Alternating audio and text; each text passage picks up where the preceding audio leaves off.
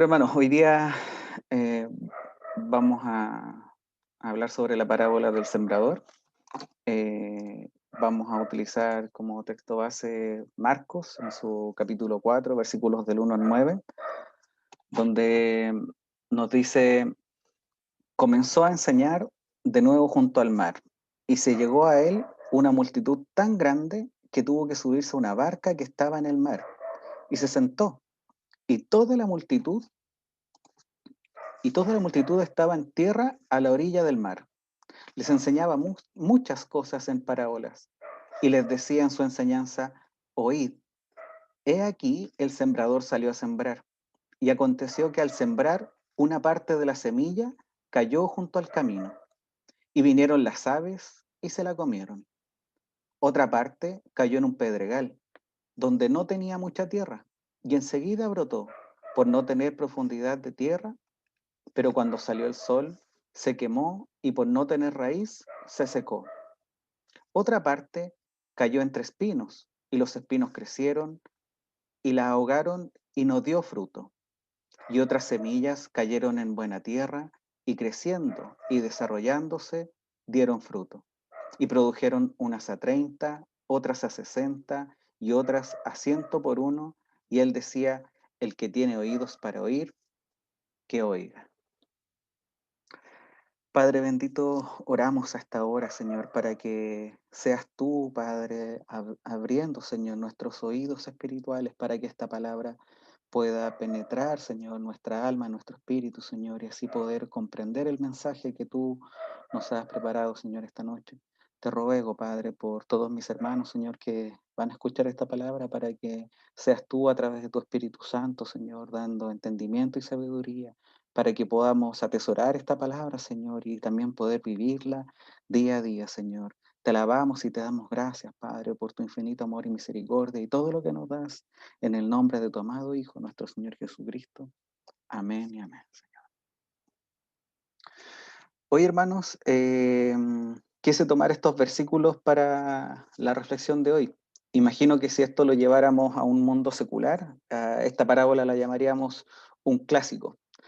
Dependiendo de los años que usted lleve caminando, quizás ha escuchado al menos 3 sermones diferentes sobre esta parábola, así como quizás también la ha leído al menos 5 veces, e incluso quizás, y solo quizás, cuando la ve en la Biblia, la salta porque siente que ya la conoce muy bien.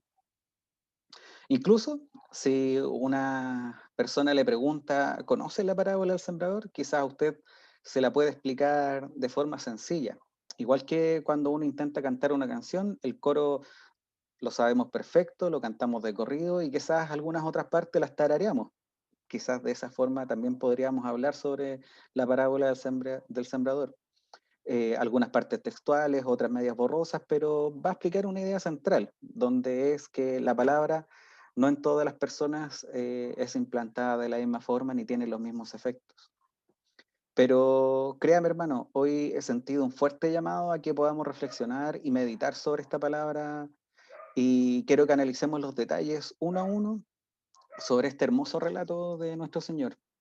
Eh, Imagino que muchos saben que las parábolas eran una forma común de enseñar en el judaísmo, y esto se refiere a una analogía que frecuentemente se presentaba en una forma de historia y que por lo tanto requería una mayor explicación. La parábola es semejante a una alegoría, pero tiene una diferencia importante. Mientras la parábola comunica una sola verdad, un mensaje, la alegoría en todas sus partes tiene un significado. Y el término griego, este dato para la palabra parábolas, aparece 47 veces en el Nuevo Testamento, según la Biblia textual. El hablar en parábolas es un cumplimiento profético. Y acá es lo más importante, es un cumplimiento profético según los que nos cuenta Mateo, eh, en el capítulo 13, los versículos 34 y 35, nos dice, todo esto habló Jesús en parábolas a las multitudes y nada les hablaba sin parábola, para que se cumpliera lo dicho por medio del profeta, cuando dijo, abriré mi boca en parábolas, hablaré de cosas ocultas desde la fundación del mundo. Acá Mateo nos está diciendo que las parábolas o el hablar en parábolas estaba escrito proféticamente. Para que Jesús cumpliera esta profecía era que lo hablaba en parábolas. Este texto que está al final es una referencia del Salmo 78. El Salmo 78 en sus versículos 1 y 2 dice, escucha pueblo mío mi enseñanza, inclinad vuestro oído a las palabras de mi boca. En parábolas abriré mi boca, hablaré enigmas de la antigüedad. En el relato que leímos como texto base el día de hoy, comienza diciéndonos que estando junto al mar, se acercó a él una multitud tan grande que tuvo que subirse a una barca. Mientras esta multitud estaba en la orilla del mar, él les enseñaba muchas cosas en parábolas, pero nos dice que al comenzar su enseñanza lo hace con un oíd. Y esto es clave, hermanos. Es una especie de pone atención. Deja de hacer lo que estás haciendo. Deja de estar pensando lo que estás pensando. Apaga tu mente. Escucha. Pero ¿saben qué? Incluso este mismo Salmo 78 también nos está diciendo algo y lo indica de una forma clara. Dice, escucha pueblo mío mi enseñanza. Inclinad vuestro oído a las palabras de mi boca. El llamado a escuchar es estar con una disposición a recibir la enseñanza. Por eso inclinamos nuestro oído. Es transformar esta disposición del corazón en una acción, en una actitud de querer, de anhelar poder escuchar su enseñanza. Incluso si nosotros quisiéramos decir, oye, pero ¿para qué? Algo ofensivo, pero quizás podría pasar por nuestra mente. La respuesta está en este mismo Salmo 78. En los versículos del 6 hasta el 8 dice, para que la generación venidera supiera aún los hijos que habían de nacer, y estos se levantarán y lo contarán a sus hijos también, para que ellos pusieran su confianza en Dios y no se olvidaran de las obras de Dios, sino que guardaran sus mandamientos y no fueran como sus padres, una generación porfiada y rebelde, generación que no preparó su corazón y cuyo espíritu no fue fiel a Dios. Es para esto, hermano, para que depositemos nuestra confianza en Dios. No seamos parte de una generación porfiada y rebelde, como dice la palabra, que no preparó su corazón para recibir la palabra de Dios y que nuestro espíritu, aferrándose a la fidelidad de Dios y confiando en esta fidelidad de Dios, terminemos siendo un corazón que se llene de infidelidad hacia Él. Nuestro Señor en el versículo 12 nos dice, para que viendo vean, pero no perciban, y que oyendo oigan, pero no entiendan, no sea que se conviertan y sean perdonados. Una mezcla entre cita y explicación de otro versículo que está en el Antiguo Testamento, en Isaías capítulo 6, versículos del 9 al 10, donde nos indica que los incrédulos seguirán en su ceguera espiritual, sin entender el mensaje de salvación que trae nuestro Señor, porque así debía ser para esos tiempos. Pero hoy día nosotros contamos con una esperanza implícita para todos los que estamos acá, para todos los que están escuchando, para que hoy, gracias a las escrituras que tenemos, que es una verdad revelada, y con ayuda del Espíritu Santo podamos entender lo que hay en ellas. Si nosotros parafraseáramos este texto podría ser, escuchen con atención para que entiendan y se convierten y sean perdonados. Es decir, que lo que ocurrió, de que la idea era que no percibieran, que no oyeran, que no entendieran, en realidad hoy día nosotros podríamos decir, escucha con atención para que entiendas y así te conviertas y tus pecados sean perdonados. Y con esta introducción, ahora ya me centraré en el mensaje sobre la parábola. Y lo primero que quiero contarles, hermanos, es que creo que esta parábola es clave, porque en el versículo número 13 nos dice que el Señor les dijo a los discípulos, ¿no entendéis esta parábola? ¿Cómo pues comprenderéis todas las parábolas? Esto es como decir, mira, si quieres comprender todas las parábolas que les estoy hablando al pueblo, es básico que entiendas esta parábola. No es una parábola cualquiera, está lejos de ser una parábola más. Una correcta comprensión de esta nos debe ayudar a una comprensión también de otras parábolas y enseñanzas de nuestro Señor. Por lo tanto, leamos y escuchemos con atención la explicación que da nuestro mismo Señor sobre esta parábola. La primera semilla era la semilla junto al camino. Y sobre esta semilla, el Señor nos dice que el sembrador siembra la palabra. Y estos que están junto al camino, donde se siembra la palabra, son aquellos que cuando la oyen, al instante viene Satanás y se lleva la palabra que se ha sembrado en ellos. Una palabra que es escuchada, pero que nuestro corazón endurecido no la recibe. Es quitada de forma inmediata de nuestras vidas, no alcanza a provocar absolutamente nada en nosotros. Es como si en nuestros tiempos, de una forma más coloquial, nosotros dijéramos, me entró por un oído y me salió por el otro. Satanás dice que viene al instante a llevarse esta palabra. Él no espera, él lo hace de inmediato. Por eso es que las escrituras dicen que anda como león rugiente esperando a quien devorar. Él no titubea, él es disciplinado, él es astuto y está esperando el poder hacer algo en contra tuyo. Y por eso hace lo que puede. En este caso puede ser quitar lo más preciado que es esta semilla sobre el Evangelio de nuestro Señor Jesucristo. Pero les doy un dato en el paralelo que hace Mateo de esta misma historia. eh, en el capítulo 3, en el versículo 19, dice, a todo el que oye la palabra del reino y no la entiende, el maligno viene y arrebata lo que fue sembrado en su corazón. Este es aquel a quien se sembró la semilla junto al camino. Entonces, acá nos aporta algo más, hermano, algo muy interesante. Dice que al que oye, pero no la entiende. ¿Cómo entenderemos si no presto atención? Y es por eso que el Salmo 78 nos dice que debemos inclinar nuestro oído, debemos usar nuestros oídos, debemos escuchar, debemos poner atención para poder entender de esa forma y así evitar ser este primer caso, evitar que Satanás se lleve esta tan preciada semilla. En la segunda semilla, que es la semilla de los pedregales, nuestro Señor nos explica y nos dice, y de igual manera, estos en que se sembró la semilla en pedregales son los que al oír la palabra, enseguida la reciben con gozo, pero no tienen raíz profunda en sí mismos, sino que solo son temporales. Entonces, cuando viene la aflicción o la persecución por causa de la palabra, enseguida tropiezan y caen.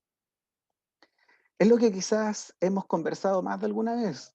Al oír la palabra, la recibimos con gozo, pero falta algo importante y hay que tener cuidado porque puede que no esté la raíz, una raíz que sustente un crecimiento constante durante el tiempo.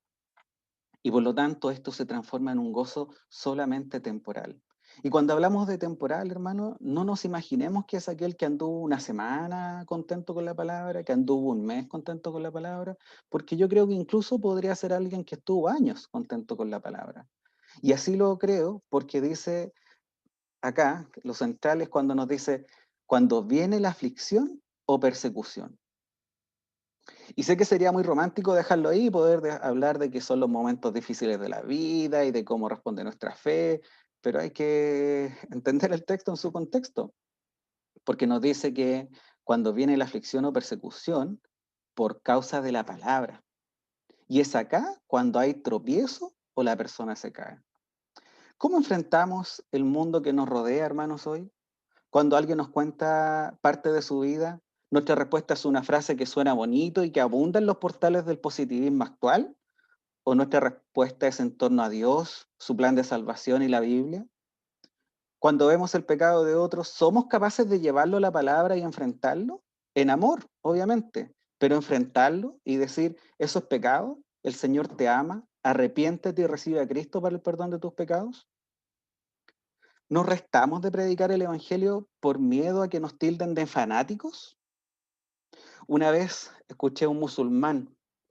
Él decía que conocía a muchos cristianos cuando era musulmán, pero que ninguno se preocupó de predicarle el verdadero evangelio. Y que cuando se convirtió les preguntó, ¿por qué no me predican el evangelio? ¿Por qué no me hablaste de Cristo? ¿Por qué no me dijiste que estaba mal? Y lo que ellos le respondieron, lo que ellos le decían, eran que como veía que era una buena persona, que oraba mucho, y con eso lo veían feliz, no había necesidad. Entonces, hermanos, la reflexión de este punto es que si usted nunca se ha sentido perseguido o afligido por causa de la palabra, déjeme decirle algo y se lo digo en amor, hermano. Quizás usted no está viviendo ni predicando la palabra. La tercera semilla es la semilla entre los espinos. El Señor en la explicación nos dice, otros son aquellos en los que sembró la semilla entre los espinos. Estos son los que han oído la palabra, pero las preocupaciones del mundo y el engaño de las riquezas y los deseos de las demás cosas que entran y ahogan la palabra y se vuelve estéril. Cuando vemos esta semilla, hermanos, es una palabra que se escuchó, que tenía raíces, que creció. Pero, ¿dónde está el pero? Que su crecimiento fue en vano, porque no dio fruto. Eh, Nos dice que no da fruto. Las preocupaciones del mundo, el engaño de las riquezas, los deseos de las demás cosas, son las que impidieron que se diera este fruto. En el mismo amor, creo que muchos de nosotros corremos el riesgo de estar acá, como varones sobre todo. Veo que hay un crecimiento en nuestro caminar. Sin embargo, las preocupaciones de este mundo, hoy día especialmente, nos tienen envueltos en sobremanera. Y si bien creo que es difícil no hacerlo, siento que no nos exime de nada. Quizás usted no se sienta aludido cuando se habla de el engaño de las riquezas, pero ¿sabe qué? ¿Ha escuchado hablar un dicho que se utiliza donde dice, mientras más gano, más gasto?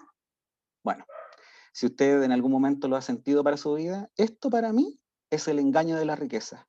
Llegar a un punto donde queremos tener algo que simplemente en algún momento de nuestras vidas no necesitábamos. Que incluso le puedo decir que bueno que pudo comprarlo, pero en realidad usted sabe bien en el fondo de su corazón que si no lo hubiera comprado, no pasaría absolutamente nada. En general, hermano, estamos más preocupados de cómo crecer y sostenernos en las cosas de este mundo que preocuparnos de las cosas que son de Dios. Y los invito a que meditemos en esto porque quizás no nos hemos dado cuenta, pero quizás estamos en una semilla que si bien ha crecido, corremos un riesgo de estar estéril porque las preocupaciones de este mundo pueden terminar ahogando el efecto de la palabra en nosotros.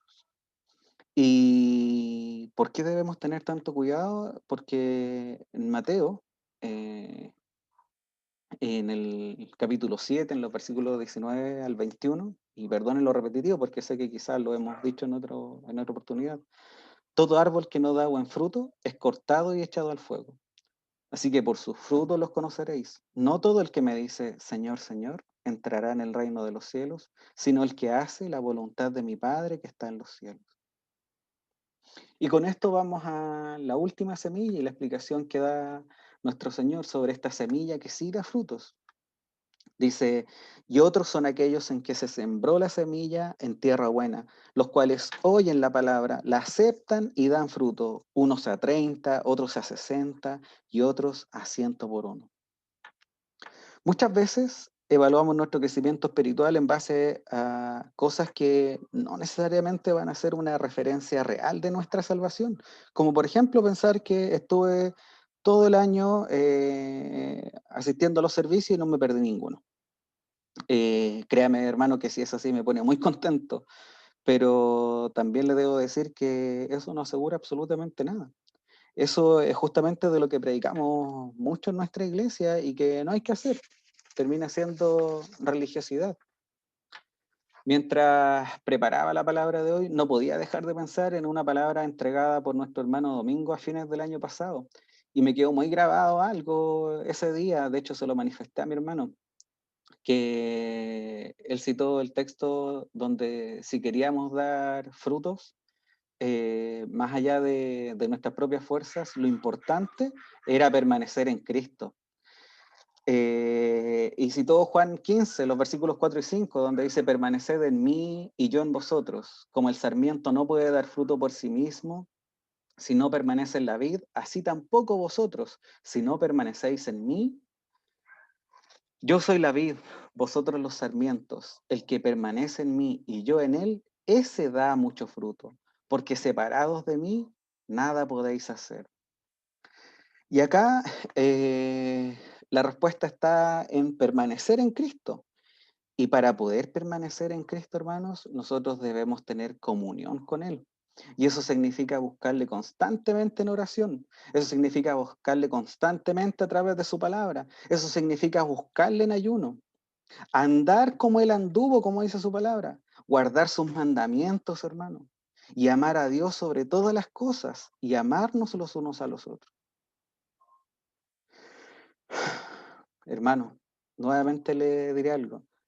Y en el amor y de verdad, sin que alguien se sienta ofendido, pero creo que es momento en el cual, como comenzando este nuevo año, hagamos una revisión del tipo de cristianismo que estamos viviendo. Y que el Señor me perdone, pero siento que a veces ni siquiera nos preocupamos de nuestros propios hermanos en Cristo dentro de ICISA, que tienen alguna necesidad, o de nuestros pastores o la familia pastoral. Por lo tanto, mucho menos quizás nos preocupamos de los que no pertenecen a la iglesia. Vivimos tranquilos, apoyados en lo que entendemos como nuestra salvación y la seguridad de la doctrina que dice que ésta no se pierde. Pero creo, hermano, que nos debemos preocupar más por aquellos que no son salvos y que necesitan conocer a Cristo. Comenzamos un año nuevo y pareciera que cada vez en el mundo, que este mundo en general está peor. Incluso hemos comentado más de una vez que es muy probable que estemos viviendo los últimos tiempos. Lo hemos escuchado. Incluso quizás estemos de acuerdo con esa afirmación, pero el cuidado que debemos tener es de no estar viviendo como si así no lo fuera. Parece que damos gracias al Señor por habernos escogido, pero no nos lamentamos por el que aún no conoce a Cristo. Y quizás terminamos con un pensamiento similar al de la oración del fariseo. ¿La recuerda? El fariseo decía: Dios, te doy gracias porque no soy como los demás hombres, estafadores, injustos, adúlteros, ni aun como este recaudador de impuestos. Yo ayuno 2 veces por semana, doy el diezmo de todo lo que gano. Claro, hoy día nosotros, como conocemos la palabra, sabemos que nuestra salvación es por fe, lo tenemos súper claro, no es por obras. Pero ¿sabe cuál es el cuidado que debemos tener? Que a pesar de eso podemos tener una oración similar a la del fariseo. Y esto ojalá nunca pase, hermano, pero se imagina que después alguien le diga: el cristiano puesto en pie oraba para sí de esta manera: gracias, Señor, por escogerme a mí en tu infinita misericordia, que yo no lo merezco. Y una voz muy baja al decir eso dice: menos mal que no soy ese que no escogiste y que se perderá. Podríamos incluso tener una discusión teológica de qué es el fruto. Creo que eso incluso lo podríamos ver más adelante con la sabiduría del pastor. Pero en este mensaje quiero dirigirme específicamente a un tipo de fruto. Y para eso me quiero apoyar en el libro de Romanos y lo que para Pablo es un fruto. Dice en el capítulo 1, el versículo 13: no quiero, hermanos, que ignoréis que muchas veces me he propuesto ir a vosotros, pero hasta ahora he sido estorbado, para tener también entre vosotros algún fruto, como entre los gentiles. Y al terminar este mismo libro, esta misma carta de Romanos, dice en el capítulo 16, versículo 5: saludad también a la iglesia de su casa, saludad a Epeneto, amado mío, que es el primer fruto de Acaya para Cristo. Otra versión dice que es el primer convertido a Cristo en Asia.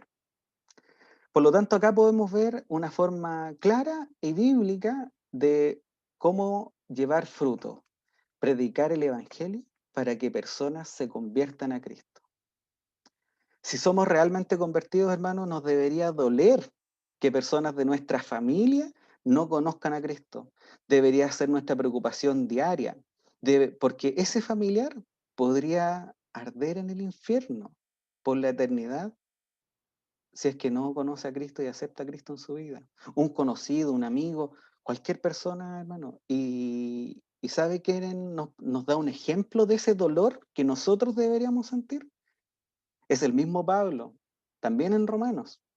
En Romanos capítulo 9, versículos del 1 al 5 dice, digo la verdad en Cristo, no miento, dándome testimonio mi conciencia en el Espíritu Santo de que tengo gran tristeza y continuo dolor en mi corazón, porque desearía yo mismo ser anatema, separado de Cristo, por amor a mis hermanos, a mis parientes según la carne, que son israelitas, a quienes pertenece la adopción como hijos y la gloria y los pactos y la promulgación de la ley, el culto y las promesas, de quienes son los patriarcas y de quienes según la carne procede Cristo, y el cual está sobre todas las cosas, Dios bendito por los siglos de los siglos. Amén. Hermanos, Pablo dice que sentía una tristeza y continuo dolor en su corazón por los israelitas, sus parientes, que se perderían por creer en el cumplimiento a través de las obras de la ley, en vez de creer en la salvación por fe en nuestro Señor Jesucristo. Es tan grande el amor de Pablo que a mí me impactó demasiado el decir que él preferiría ser anatema y separado de Cristo si pudiera cambiarlo, para que ellos sí se salven. Esto es como decir, estoy dispuesto a renunciar a mi salvación para que estas personas que amo y conozco sí se salven.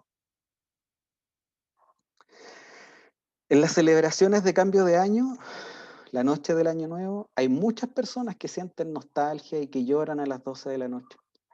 Es una forma de parar, de hacer un alto en esta vida, en el cual lamentamos ausencias, en el cual vemos como el tiempo, al igual que si fuera un reloj de arena, cada vez va sumando más arena abajo y nos queda menos arena arriba. Pero nosotros como cristianos deberíamos analizar cuántas personas podrían partir sin conocer a Cristo, o partieron sin conocer a Cristo, y a cuántas personas tuve la oportunidad de mostrarles a Cristo, de predicarles el Evangelio, y no lo hice. Eso nos debería doler, nos debería dar pena, nos debería hacer llorar de verdad, hermanos. Es tan importante dar frutos, hermano, que en su palabra nos dice que en esto se glorifica mi Padre, en que deis mucho fruto, y así probaréis que sois mis discípulos. Entonces, hermano, la pregunta es, ¿quiere glorificar a Dios? Entonces lleve fruto, predique el Evangelio, comience por su casa, y si ya lo hizo, gloria a Dios, hermano. Ahora entonces continúe con el resto de sus familiares. Y si ya lo hizo, gracias Señor por eso. Continúe entonces con los compañeros de trabajo. Y si ya lo hizo, amén hermano, gracias Señor por eso. Entonces ahora continúe con su vecino y con la persona que usted considere que le puede hablar de Cristo, hermano. No pierda la oportunidad de predicar la palabra de Dios.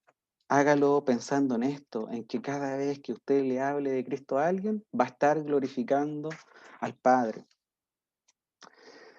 Y no olvide que dijimos que era clave permanecer en Cristo. Nunca olvide que su tarea es predicar el crecimiento, hermano, sobre esa predicación. El resultado de esa predicación, déjeselo a Dios. No se frustre, hermano. No deje que el enemigo ponga pensamientos en su cabeza si el resultado no era el que usted tenía en su cabeza. Porque Pablo nos cuenta en su carta a los Corintios, en la primera carta, en el capítulo 3, versículo 6, dice, yo planté, Apolo regó, pero Dios ha dado el crecimiento. Acá da el orden claro de las cosas, hermanos. Nosotros podemos ser ese que planta la semilla. Otro quizás va a regar, pero el que da el crecimiento es Dios. Y por lo tanto, nosotros tenemos la responsabilidad de predicar el Evangelio, pero no debemos frustrarnos ante los resultados si es que no son los que nosotros esperamos. Dejémoselo a Dios. Créanme que Él tiene una mejor visión que la nuestra. Y por lo tanto, hermano, lo invito a ser el sembrador o el regador, pero participe, no se reste, aproveche este impulso que nos da un nuevo año. Tampoco se frustre si es que no es el resultado esperado. Esperen el Señor, hermano. Y para terminar, me quedo con una frase de Charles Spurgeon, donde dice, cada cristiano es misionero o un impostor.